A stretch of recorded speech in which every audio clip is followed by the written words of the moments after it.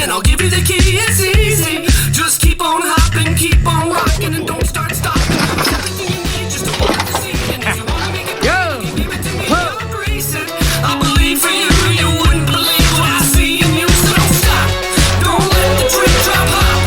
Hold up and make it lovely, make it real, and make it yours. Don't stop.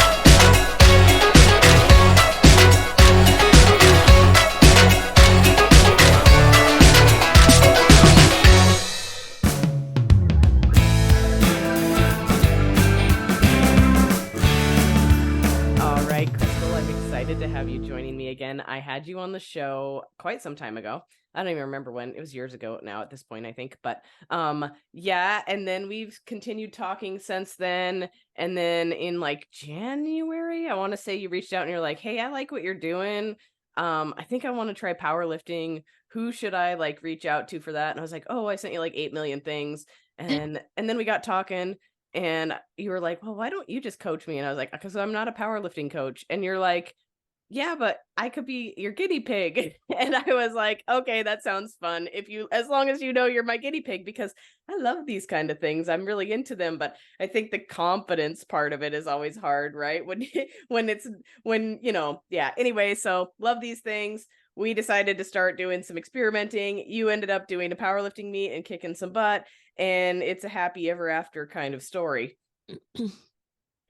Yep, I am. You explained it all perfectly. I'm so excited to be here. Thanks for having me. And yeah, it's crazy because I feel like it had been like a little bit since we actually had like talked one-on-one. And then when I reached out, I was just like, I'm gonna figure this out. And then you were the one. It was just meant to be. It was, I feel like, yeah. And we discovered a lot of things on the way. So we were like, okay, we are going to do a podcast on this because I learned a lot of these things quite some time ago when I got into powerlifting.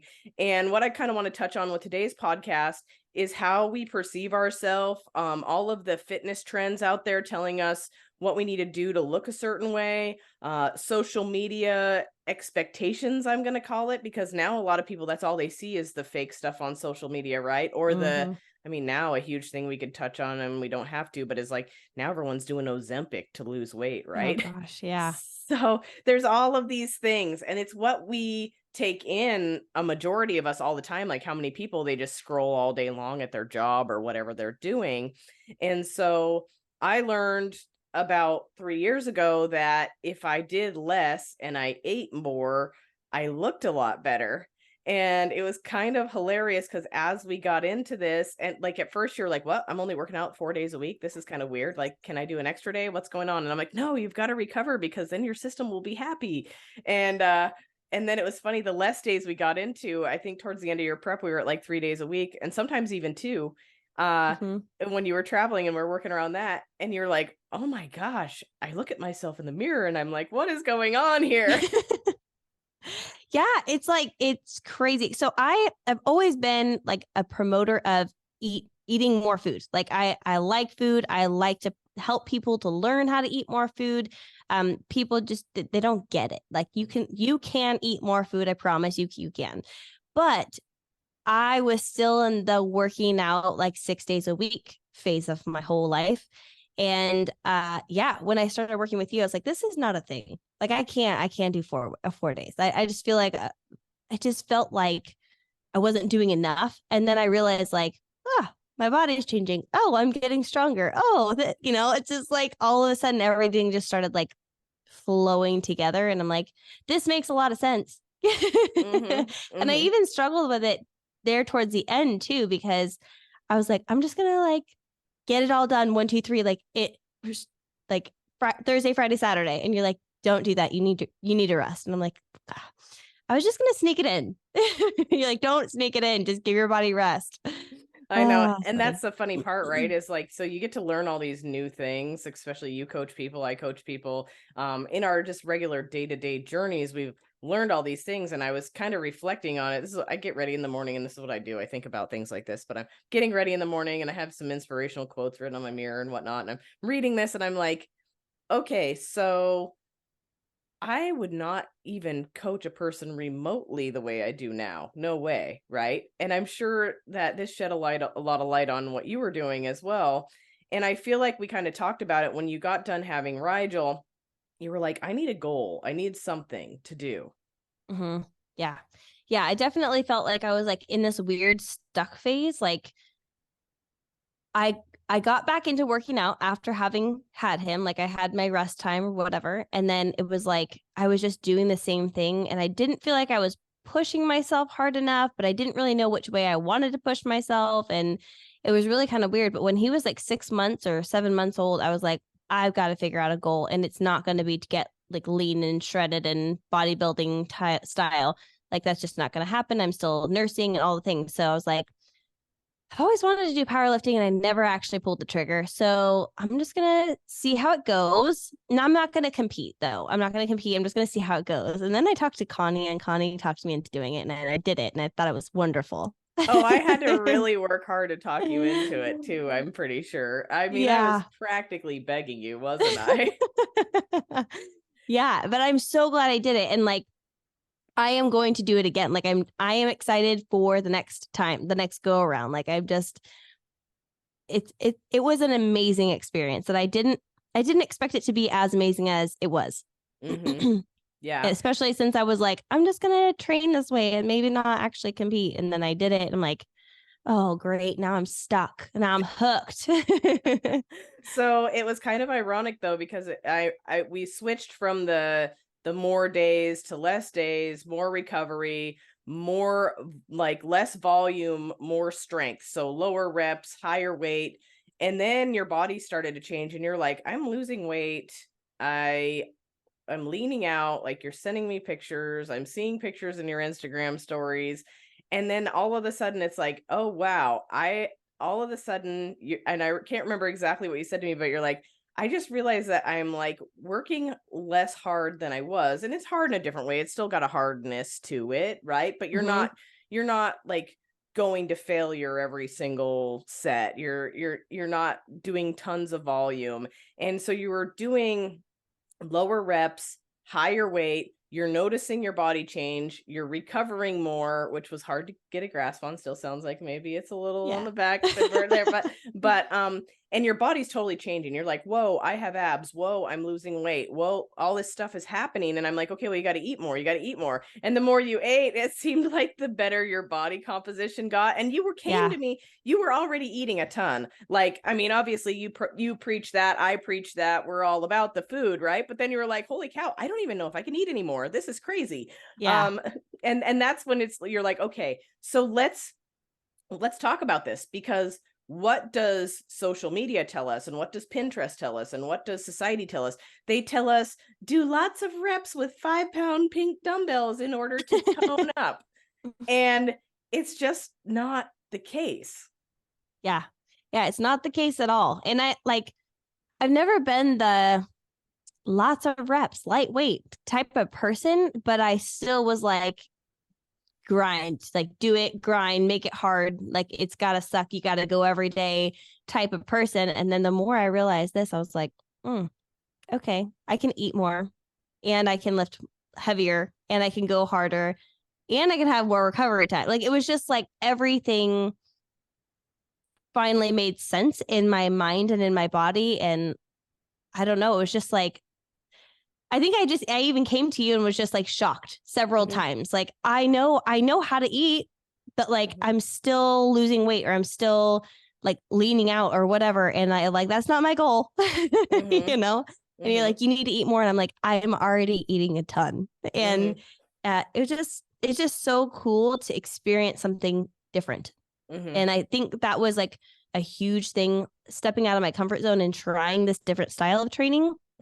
But I really think you can bring it to every single person in their own way. Like, it doesn't have to be the exact same workout I was doing before, or it doesn't have to be, whatever. You can bring that rest, recovery, pushing yourself a little bit harder on the days that you are working out, but not having to like kill yourself to make these changes happen. And I think a lot of times people are trying to kill themselves and they're wondering why they're not making progress. And it's because you're not allowing yourself recovery. You're not getting proper rest. You're not, all the things. So yeah, it's just crazy. Well, and I think you and I both probably have gotten to a place where we have a lot of introspection throughout our health journey. You bodybuild, I was a bodybuilder. We are moms, we are coaching people.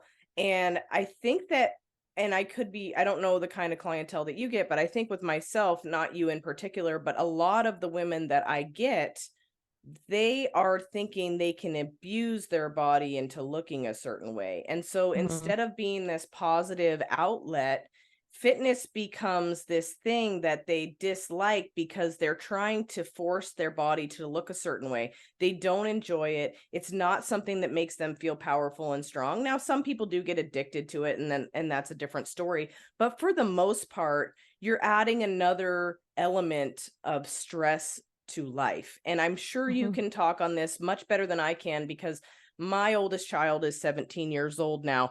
I'm kind of beyond the toddler chase people around phase. I remember what it was like to be in that phase, and it's very overwhelming, right? We love being moms. It's a great thing, but being a mom is really stressful in and of itself. And then how many postpartum moms do you know, they want to get their body back? What's the first thing they start doing? Their body is doing so much for them. Lack of sleep, parenting, work, school, you name it. Their body is doing so much for them. And they are then turning around and trying to abuse it back into looking the way it did before they had their baby. And that's just how they get let down. They don't get the results that they're looking for. They end up becoming discouraged and hating the gym and getting all of these binge eating disorders, you name it. And I'm hoping you can talk about that a little bit from a newer mom perspective, I guess. Yeah. So for anyone who doesn't know, my son is not yet a year and a half, but soon to be, which is crazy. So I have actually recently had a ton of people say, and not that I need the compliments or whatever, but it's nice, say, wow, you do not even look like you had a child. And I said, that's what caring for your body looks like. That's what eating well, training, resting, doing what you can looks like. And I said, it's a year and a half later, almost a year and a half later. It didn't happen in 3 months. Like, I even looked at some of my postpartum videos or photos of myself the other day, and I was like, oof, thank goodness I'm not there anymore. But I remember at that time saying, I refuse to be that person. Like, I refuse to be the person that wants to get skinny. I refuse to be the person that doesn't eat enough, doesn't this, doesn't that. I really wanted to be able to nurse my son as long as I could. And I knew that cutting my calories or over exercising or whatever was not going to be the key to that. And it wasn't going to be the key to taking care of my mental health or anything like that, like the stresses that just life happens. And so I have slowly but surely been able to share that with several people who will make comments like that, or I had my baby a month after you or whatever, and want to know what I did. And it's like, I didn't do anything but feed my body well, like with good food and plenty of it, and then allow myself to have the recovery time it takes to have a child or a surgery or whatever. And then, just actually doing hard work in the gym, but allowing for that recovery. I also think having a goal in mind was really helpful for me, and a strength goal at that, not a physique goal. I made a video on our YouTube channel, and I was just like, I didn't want to be stuck in the postpartum mom vibe. I just didn't want to be there. I didn't want to try to find, I didn't want to try to get to a certain body. I knew it was going to happen eventually. My body would heal and the hormones would go through all the different cycles that it needs to go through. It was going to get there eventually. And I just wanted a goal that would be good for me and my mental and the funness of working out.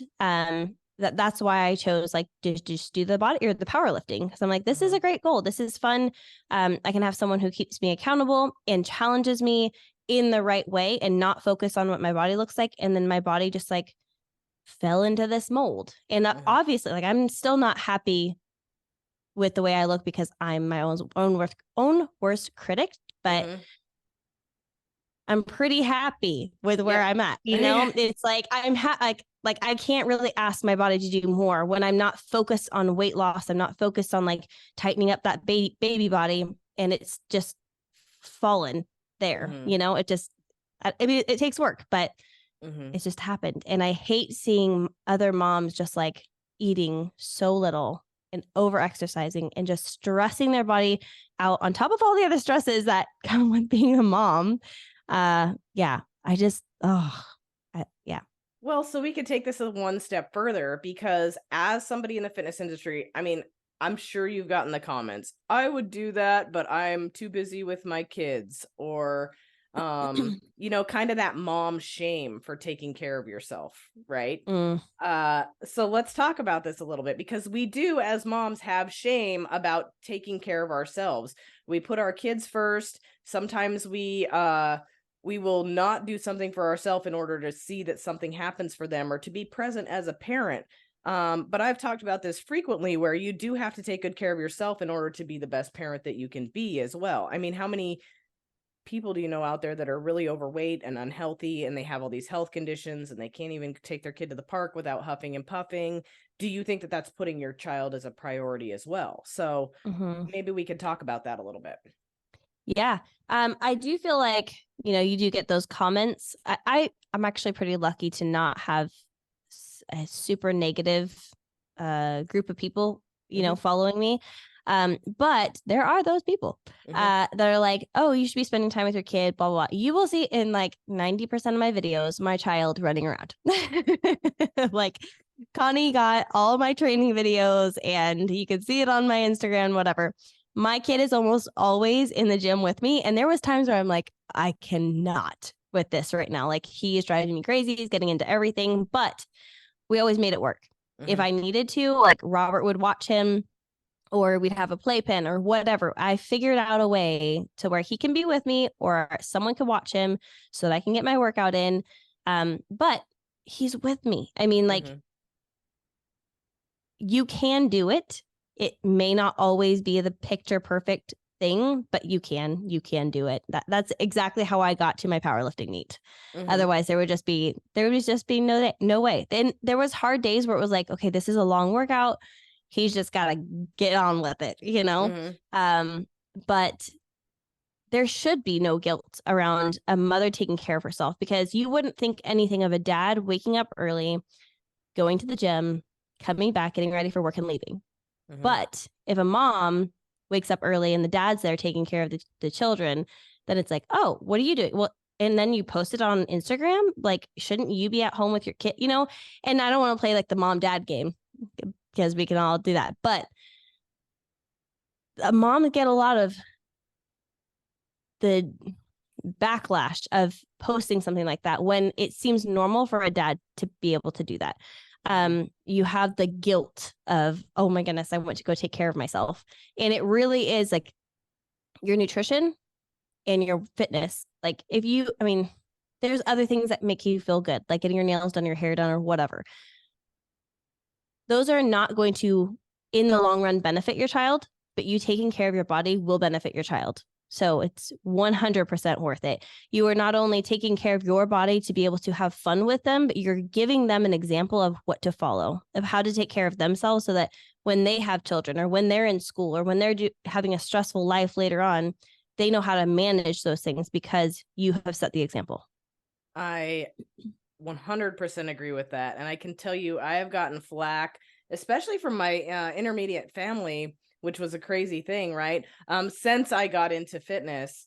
And I can tell you one thing, my kids are crazy about being in shape. My son, he's 17 years old. And when people see him, they're like, whoa, that kid is jacked. And I'm like, he doesn't even work out with me anymore. I'm not cool enough. You know, like he goes and does that stuff by himself. He's like, hey, mom, I'm going over to work out at the neighbors. We have a gym, by the way, but my gym is not cool enough. And the neighbor's garage gym is. So he goes and works out over there. Or he'll go to the gym and work out with his high school friends. He's usually the one trying to help them out because he's grown up around this stuff. It comes naturally to him. So he's like their own private personal trainer at this point. And it was actually pretty funny. I've been traveling the whole month of October, so have you. And he was like, well, Mom, I could just train your clients for you if you wanted.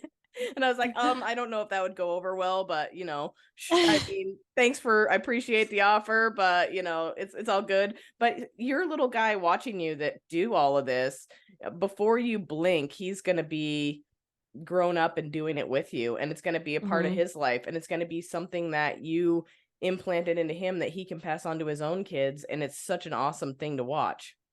Yeah. He finally did like a copy of what I was doing the other day. I was doing some squats. It was like probably a month ago. I was doing some squats and I look over and he's like literally squatting like up and down. And I'm like, see, this is it. Like it starts this little, and I'm not instilling in him, you have to look good. You have to, that's not my goal, but my goal is what's going to help us have longevity of life. What's going to help us to be able to accomplish the things that we want to get done in our day to day. You and I both, we have property. We have either animals or want more animals, things like that. It's just like, that does take work, and you can't just not train. Maybe you can, I don't know. It's helpful to train for those things, So it's like it's just to me, it's so worth it. So worth it to set that example for him. Yeah, totally. And being able to be functional, I think, is huge. I was kind of giggling while you were saying this because it was like peak week for you or something. And this video pops up on your Live Savage account of you guys like doing fence posts or something. And I was like, I sent you a message. I was like, you are not pounding fence posts this week, are you? And you were like, no, that was a couple days ago or a week ago or something like that. And I was like, I was like, you had to be so worried right there. I thought in peak week when we're supposed to be relaxing and getting ready for powerlifting meet, I thought you were out there building the fence. I mean, which is totally something I would be totally guilty of. And that's why I was like, wait a minute, but so I had a little giggle right there while you were saying that. But I think there's definitely not enough of that. And one thing that I definitely see in fitness too is you see these parents that they want to go on a diet and they want to get healthier, or maybe they just want to look a certain way. They start meal prepping and doing all these things, and then their kids are still eating a bunch of junk food. And I know in your house, we are very similar in our households where we are very careful about what goes into our whole family, not just ourselves. And it was kind of funny one day, a guy in the gym walked up to me. He's like, hey, Connie, what do you eat? And I told him what I eat. And he's like, does your family eat that too? And I was like, yeah. I was like, I want them to be healthy too. And I was like, there is no option in my house. We all eat the same thing. My kids know, like my daughter's 9. She knows what protein and carbs and fat are. She knows how to read a nutrition label. I think these are all things that are getting missed in current society that need to be addressed. Yeah. I do also get the, like, someone will say, don't you think that doing these things in front of your kid can lead them to an eating disorder or this or that? And it's like, I think if you word it in a certain way, like our goal is not to make them feel like they have to be this picture perfect person, but it's the image of health is what our goal is. And the image of health can look a lot of different ways. But then I have clients who will be like, I fell off because I took like what was left over on my kid's lunch or like their plate. And I'm like, well, what is your kid eating? And they're like, well, I made mac and cheese and some chicken nuggets. And I'm like, and what did you have for lunch? They're like, grilled chicken and a salad. And like, and your kid can't have grilled chicken and a salad instead of chicken, like whatever it is that they're eating, or a bowl of ground beef. It's like you made something completely separate from them, had their food and fell off. But shouldn't you be, and again, I don't want to be judgmental, but it's like, shouldn't they be, you have control over what goes in their mouth. You have control over what is in your refrigerator and in your pantry and things like that. Their health should be a priority too. And if you're not eating those things because it's not healthy, but you're still feeding it to your children, it just doesn't make sense to me, exactly what you were saying. Like it just doesn't enter your home. Like your kids eat what is in your home. And if they eat something when they're not at home, that's pretty much on them. But what you're going to provide for them is going to be stuff that you can also eat. And it's not going to make you fall off of your plan because I don't know, just, yeah. Well, and being confident that you gave them the right tools for their toolkit, whether when they get older, they choose to use those, that's one thing. But knowing that from a parenting aspect, you were like, hey, this is what grows your muscle, or this is what makes you healthy, or blah, blah, blah, blah, blah. Like, we don't approach it from an orthorexic good food, bad food standpoint. We approach it from a health standpoint. And I think that's really important. And I kind of learned that early because when my daughter was about 3, I was still doing bodybuilding shows at that point. And I remember I had just gotten done with my very last time I ever competed, and I started to gain weight again. And I gained a lot of weight because I had some issues with Hashimoto's. And I gained about 55 pounds. And I remember her going, Mom, your belly is fat. And that was when I was like, oh, I taught her that a shredded 6-pack is normal at 3 years old. And she realized that. And we had to sit and have a talk at 3 years old. I was like, no, it's actually normal to gain weight sometimes. And you can do that. And I said, this is still a healthy body. And we had to have all those talks. And that's when my brain had to restructure everything that I did in my home. It was no longer meal prepping to lose weight. It was never talking about my weight on the scale or weight loss or being fat or anything like that. It had to be geared towards being healthy because when it became a body dysmorphia type driving or good food, bad food type behavior, I had to be very careful about how I phrased it. Yeah. And I think that's the whole thing, is being aware of how you're phrasing things. And honestly, I feel like people who are struggling over and over and over again with their weight or with dieting constantly, they're probably more likely to slip up on saying something like, I am fat, I don't like the way I look in this, I don't feel like this, than someone who is kind of already in the fitness space and trying to raise their child up in the same way that they are going, and helping other people who are stuck in this diet up and down culture to just live a healthy lifestyle. And because I think we try to figure out, okay, how can I word this? How can I phrase things? How can I talk on the phone to whoever, my sister, cousin, whatever, about the way I feel about myself without my child hearing me in the background? It's like you are so hyper aware of it because we are in it. And then you have people who are constantly up and down and all over. You hear it all the time. I feel like so many of my friends are like, I started dieting when I was 12 because I heard my mom talking about this and that. And I thought the same thing about myself.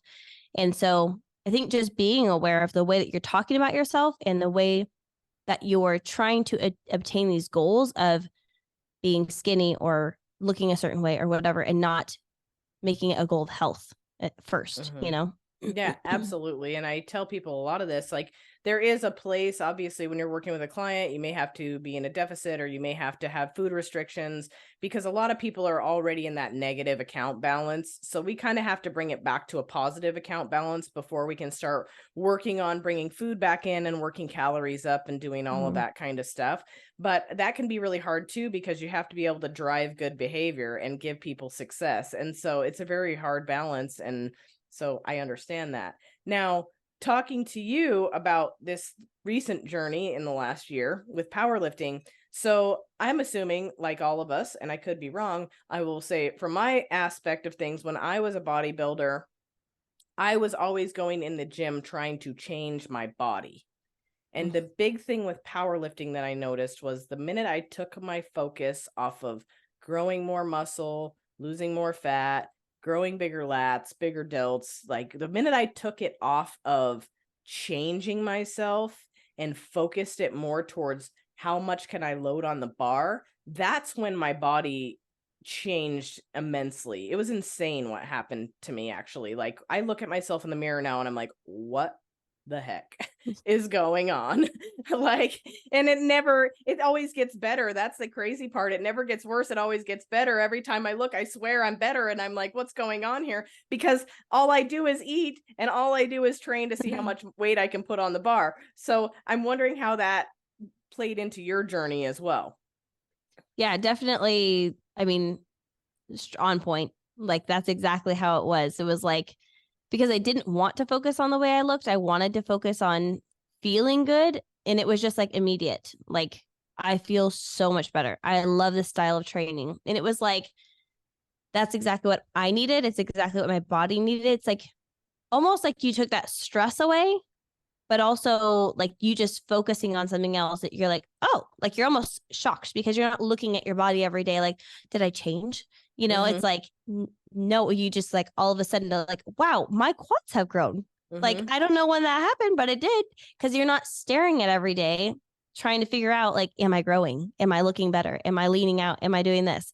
But yeah, totally. Like I had constant shock, and you asked me at one point, you're like, has Robert noticed, or like, has he like paid attention? I'm like, he's so in the zone with his own prep right now. Like he doesn't even, but I can point out things like, look at this, like, look at this old picture. And like, I've only been doing this for 5 months, you know, like it's just crazy how much my body changed when I took that off of being the focus and just focused on lifting. And then randomly I would say, oh, wow, look at that.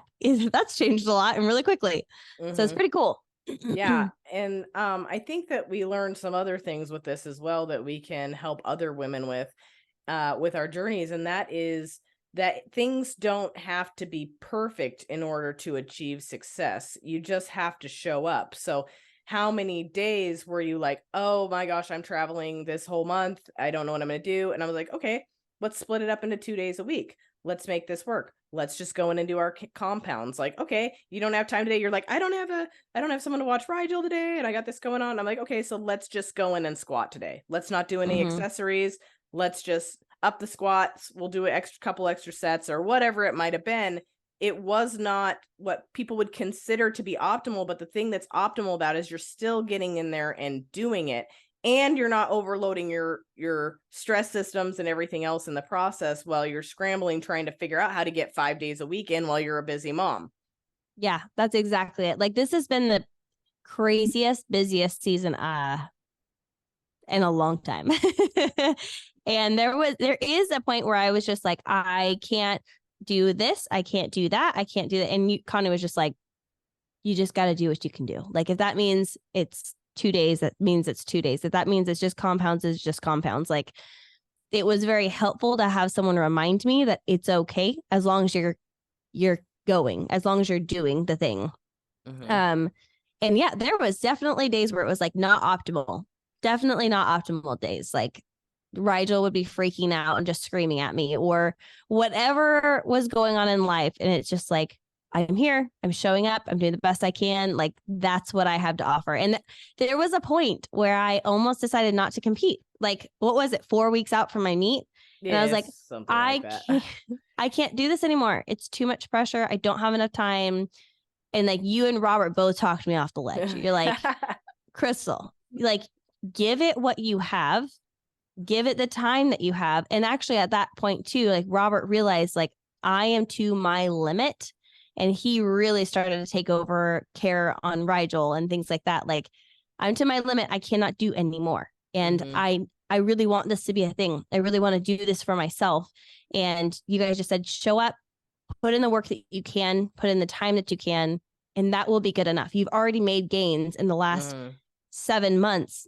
Just show up with what you have. And that made a huge difference to me in my mental, because it was like I was ready to give up. Like, that's so dumb. Why would you give up? Like, you've been putting in all of this work. Show up, do what you can, put in the work, and then give it what you got. And that is it. Give it what you got. I think I can't remember what I said, but you were like, oh, I just don't know that. I'm like, you're already there though. You have already done the work. I'm like, literally, I said, you just hit like 135 for a 5x5. Like it was an empty bar. Why would you stop right now? Because the point of getting on a powerlifting platform is to be better than you were the last time you got on.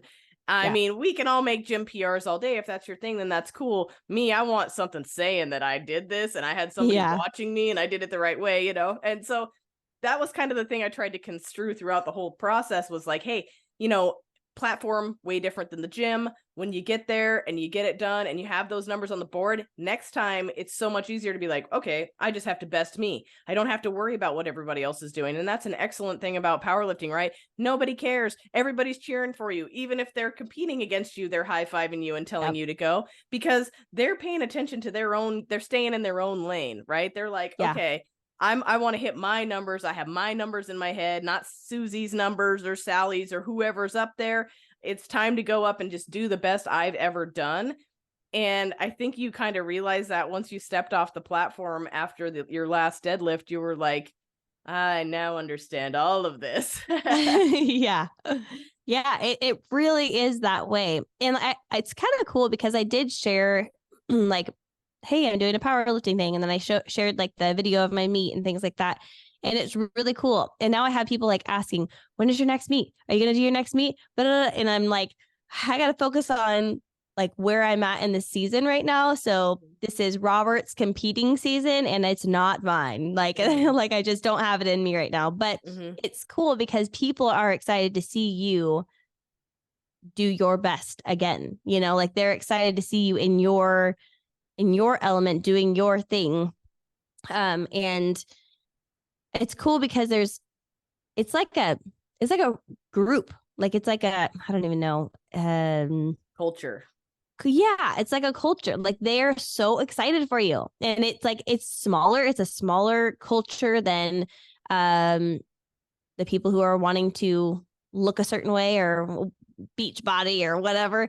But those people are consistent. They're consistently saying like, did you get a new PR? Like, how's your deadlifts? How's this? How's that? Like, it's a continual care about how you're feeling. I have someone who continually sends me videos of their like new PRs and stuff. And I'm like, this is amazing, you know? And, yeah, it's just really cool. And it's also something that like right now, this is not the season for me to be signed up for a meet, but you can still train. Like you are still constantly working on your body, building that up so that when you are ready again, you're doing it. It's like you've already put in the work and the back end of things.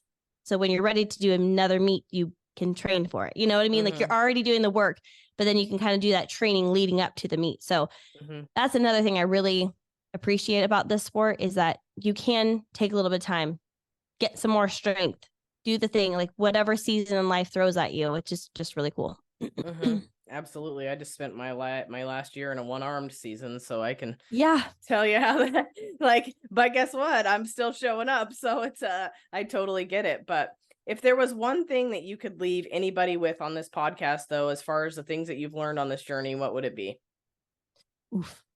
Oh gosh. Or two, or whatever you got to do to yeah. I know it's a hard one. It is.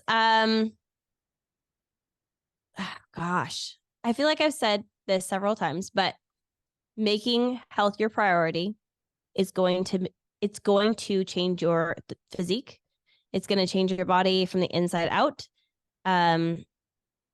Focusing on all the other aspects, all the things that seem little, like sleep and recovery and stress levels and things like that just seem like the small outer level things.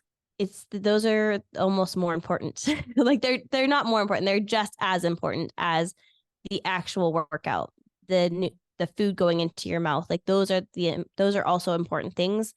So focusing on all around health will help you to sculpt your body and your mind, and everything will just flow a little bit more easily together. And I found that this is much more my passion than just straight up weight loss, you know, like, and I think that I've come into this new, like, wow, this is so life-changing that I cannot do it another way.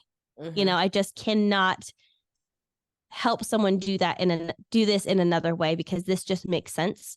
And everyone's starting from a different spot. So I don't want people to be like, well, Crystal, you had a baby, but you know, I gained 100 pounds in the last year. What do you want me to do? You know, everyone's starting in a different position. It will take different amounts of time. It will take different amounts of effort, but if you put health, all around health, functional health, every aspect of the health, and just start chipping away little bits at a time at each one of those, that's what's going to help you. Not just the diet that feels restrictive or just the 6 days a week workout. It's everything together. So that's it. I love it. Very, very well said. So if people want to go find you, what you do, go scope out your powerlifting journey. There's videos, I think, on YouTube and Instagram and all over the place. How do they do that? So my Instagram is the.lady.savage. Our Instagram is no, that's wrong. Our YouTube is Live Savage. And then you can pretty much find us anywhere, like on Live Savage, Keto Savage, Lady Savage. That's just where we are at. And I also have a website, the.lady.savage.com, that you guys can check out.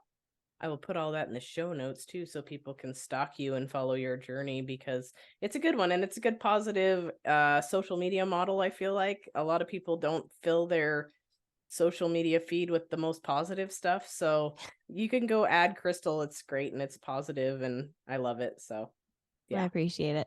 Well, thank you so much for joining me today. I appreciate you sharing your story with everybody. Well, thank you for having me and happy to share.